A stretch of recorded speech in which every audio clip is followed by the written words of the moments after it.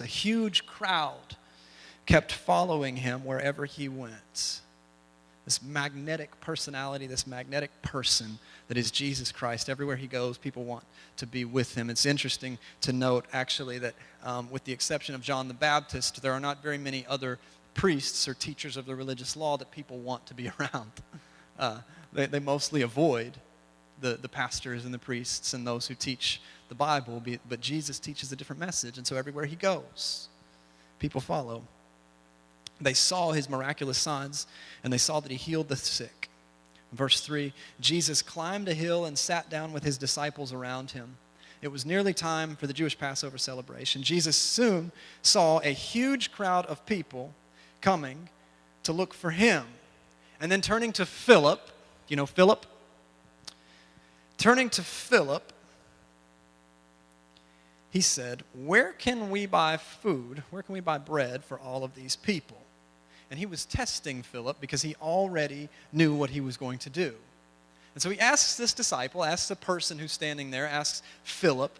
And perhaps we could put ourselves in Philip's shoes just a little bit and assume that we're something like Philip here. We're followers of Jesus. We've put all our hope, we've put all our eggs in that basket. We're just believing that he is who he says he is. We've seen him do great things in our lives and in our marriages and in our finances, and we believe that he has great things to do in our community and has great things to do to save and redeem the entire world. And so we're much in the same boat as Philip. Jesus turns to him and he says, there's a whole bunch of people here, and man, are they hungry. What are we going to do about it? How are we going to buy enough food? There's no markets nearby, and even if there were, there's a whole lot of people here. What are we going to do about it? And Philip answers in interesting fashion. He says, even if we worked for months, we wouldn't have enough money to feed them. And so Philip's answer is, okay, first of all, I don't see anywhere that we can buy bread for these people. Second of all, if we did have an option of somewhere to buy some bread, we couldn't afford it. And so what Philip is beginning to see here, and what Jesus, I believe, wants Philip to see, is you can't do anything to help this situation. We're in a tough spot. We're in a difficult situation. There's a mob of people, a huge crowd of potentially hangry people. They're going to be getting hungry and angry at the same time. Hangry people, raise your hands. Yeah, I didn't think so. It's almost lunchtime, isn't it? You ain't participating in anything. Hangry people gathered around everywhere. And Jesus says, we've got to feed them. And Philip says, there's no way. We can't do it. Then Andrew, Simon Peter's brother.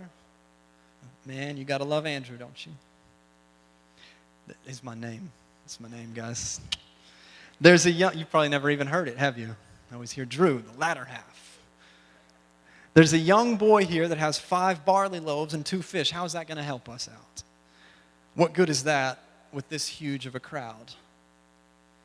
And Jesus said, tell everybody to sit down.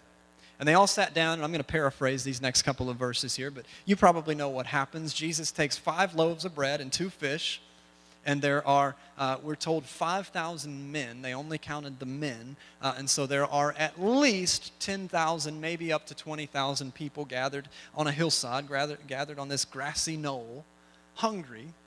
And Jesus has 5 loaves of bread and 2 little fish, and he says, have the people sit down and we'll feed them this. After he has said to Philip, can you help them? And Philip says, absolutely not. There's no way at all that we could help them. Even if we had an option to buy bread, we can't afford to buy bread. Not today.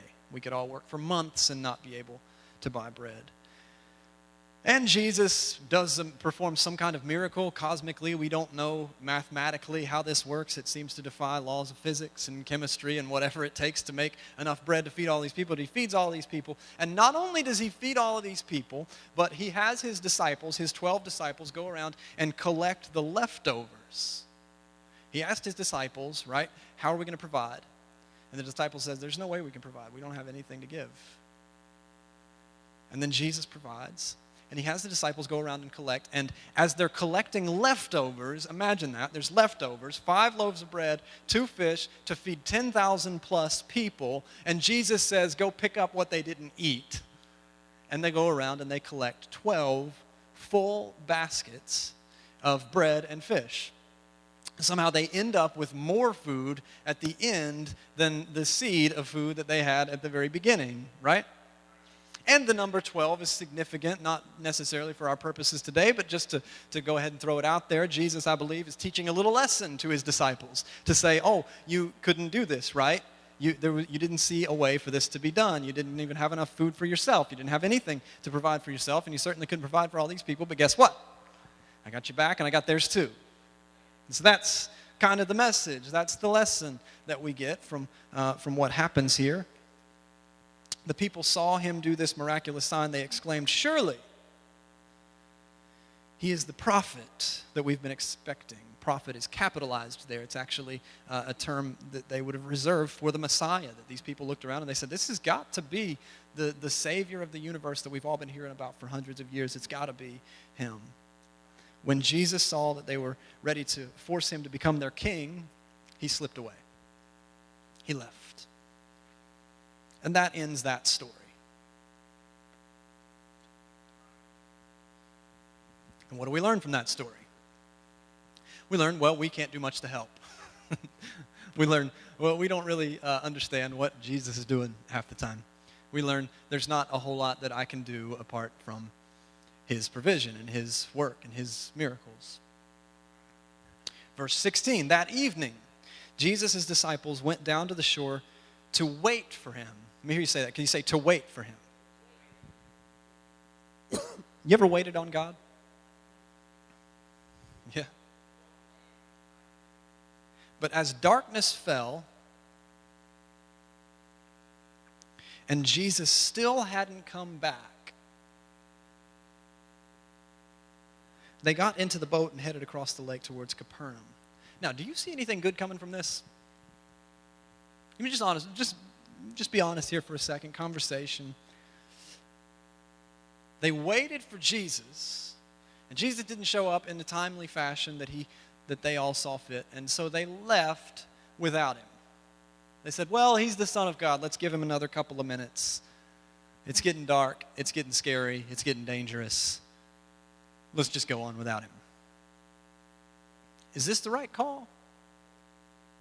I mean, we don't know for sure, but probably not. I've been waiting. My wife's not in this room, and it's Valentine's Day, so I wouldn't if she were in this room. But I've been waiting for my wife for 8 years now. Well, a little bit before that, too. That we have these moments. About 6 days a week, I will do what the disciples have done here. I will wait, and then I will say, well, I got to go anyways, and I will leave. The seventh day, of course, is church. She always ends up here, right? You always see her here. This is the one where I make an exception. I'll wait a little longer. But I understand where the disciples are coming from on this. I like to be on time. I like to plan things a certain way. I like for things to happen according to my wishes and according to my plan. It's like if we say we're going to leave at 7, well, then 6:58 is the goal. And 7, we have failed. Right? Once 7 rolls around, it's like you missed 7. It's now 7 and 0 minutes and 12 seconds. That means you missed it. We failed. Let's try again tomorrow, family. This is where the disciples are, and they've all got this kind of nature and approach to things where they would say, well, we waited, and he didn't show up. Where is he? What should we do? I guess we'll just leave him. This Jesus who provided for them when they couldn't provide for themselves, this Jesus who was the answer to the questions that they couldn't answer themselves, this Jesus who performed miracles, this Jesus who they have just declared and exclaimed to be the Messiah, the Son of God, they said, he must be. He's got to be the one we've been waiting for. Where have they got to go, and what have they got to do that could possibly be worth leaving Jesus behind to get there? Soon a gale, a storm, swept down upon them, and the sea grew very rough. They had rowed 3 or 4 miles. Now, these are fishermen, several of them. Out of the 12, at least 4 professional fishermen whose families owned fishing businesses. They've been in boats for their entire lives. We know this for a fact about James, John, Andrew, and Simon, that they lived in boats. They know what it's like to face a storm. They know what it's like to see a storm ahead and to know how to brace for it and to prepare for it. And they knew that this was coming. And they are powerless against this particular storm. They can't do anything about it. There's no resolution to it. There's no steps that they're able to take to free themselves of what is happening here. And then they saw Jesus walking on the water towards the boat. It's just interesting, right?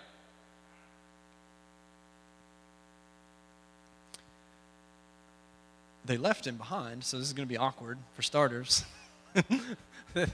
They left him, and he said, wait for me here, and we'll all go together. And they said, well, we'll wait for a while. And then they left him, and then they see him coming, and I could imagine them rowing even harder in the other direction. It's like, oh, no, if he catches us, he's going to be mad.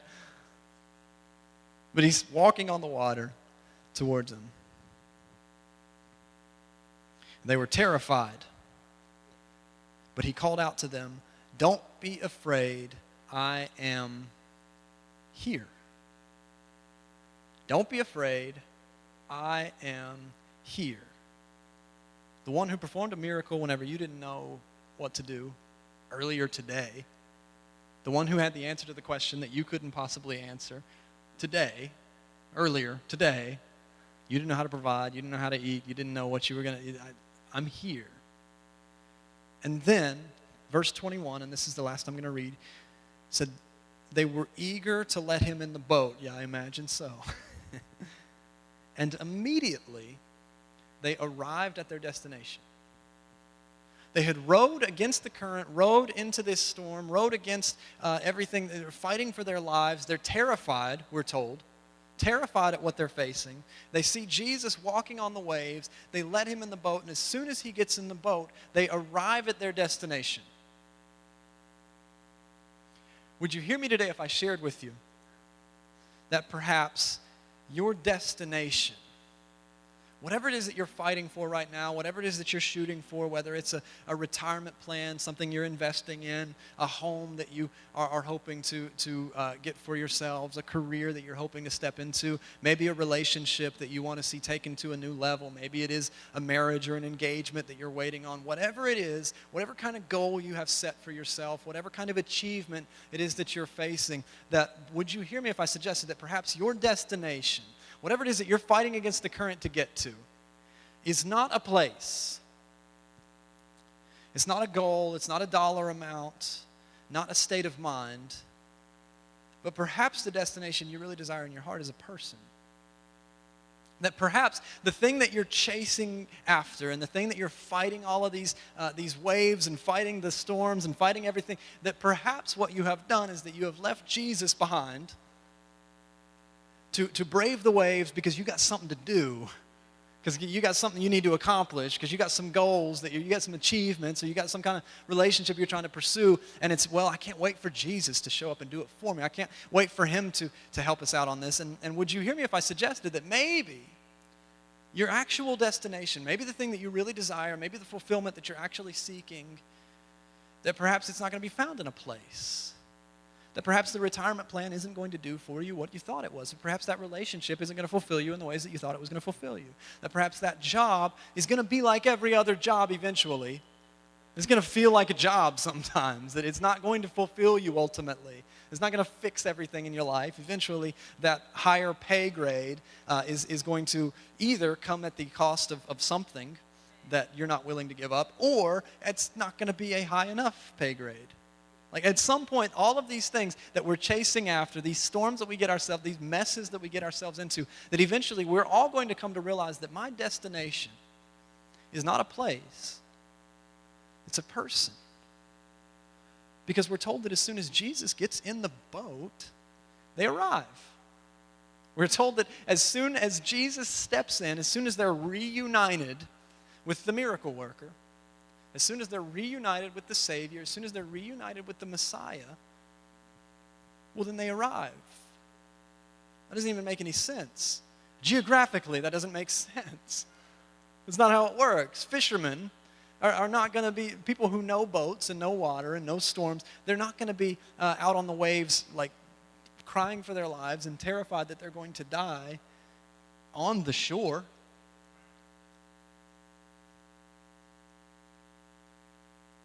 So I wanted to challenge you today. And I'm going to close with just a couple of thoughts for you. Because I think that maybe there are some people in here today who are chasing some things. You're pursuing some things.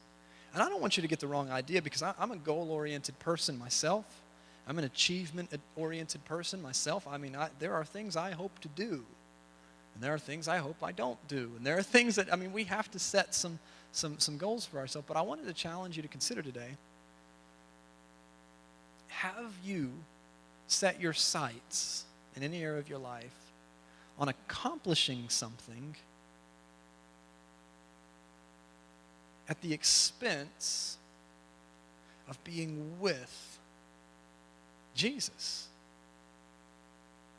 Are there things in your life that you have set your sights on, that you've honed in on so closely and so carefully, and you're just, if I could get that, if I could get my hands on that, if I could reach that dollar amount in our savings account, if I could, get that job finally, if I could end up, if they would finally call me back, is it possible that we've become convinced that what we really want is a destination?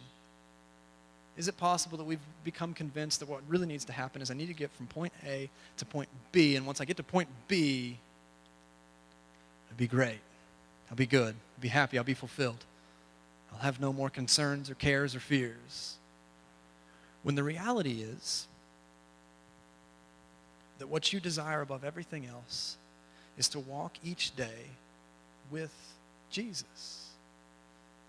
That these disciples in this boat had the opportunity to see earlier on in John chapter 6, you can't do this on your own. Jesus actually gives them the lesson and then tests the lesson. He actually puts them in a position to say, hey, there's a bunch of hungry people here. You're hungry. None of us planned on being out here in this field. If we all go back into town right now, we are going to put Crystal out of business, right? We can't all raid these restaurants. It's like, we're going to starve. Can you do anything about it? And they say, no, we can't do anything about it. Can you? And Jesus says, yes, I can. I'm glad you asked. It's a good thing, and hear me out on this, it's a good thing that you're here with me. Did you catch that? That they're in a situation that they can't resolve for themselves, that they can't answer for themselves, they can't fix it themselves, and they turn to Jesus, and Jesus says, it's a good thing that you're here with me. And I wanted to encourage you that wherever you are in your life, whatever life stage you feel like you're in, whatever situations you may be facing in your job, in your relationships, in your family, that what's most important, what matters above everything else, the only way for it to be good is it would be a good thing to face whatever it is with Jesus. So many of us fear tomorrow. We want to plan for tomorrow. We want to set ourselves up well for tomorrow, and I encourage all of that. Absolutely, you should plan well. Absolutely, you should save. Absolutely, you should do everything you can to see your relationships, be the best they possibly can be. Absolutely.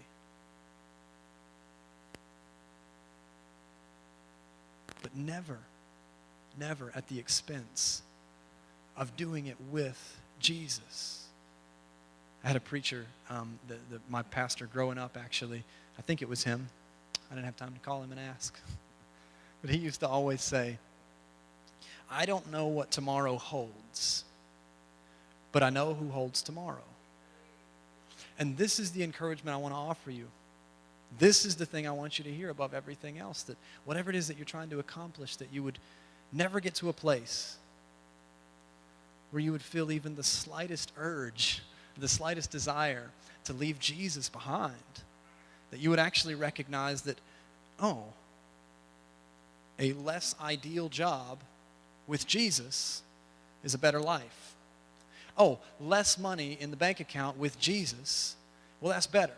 Because for one thing, he can stretch it. He can work a miracle. He can make 5 loaves of bread, feed 5,000 people, and leave a bunch left over for the rest. He can stretch it. He can make it's better to walk with the one who holds tomorrow than to know tomorrow yourself, or to try to plan it out yourself. Does this make sense? Is this a good word for a snowy Valentine's Day? Would you stand with me, church?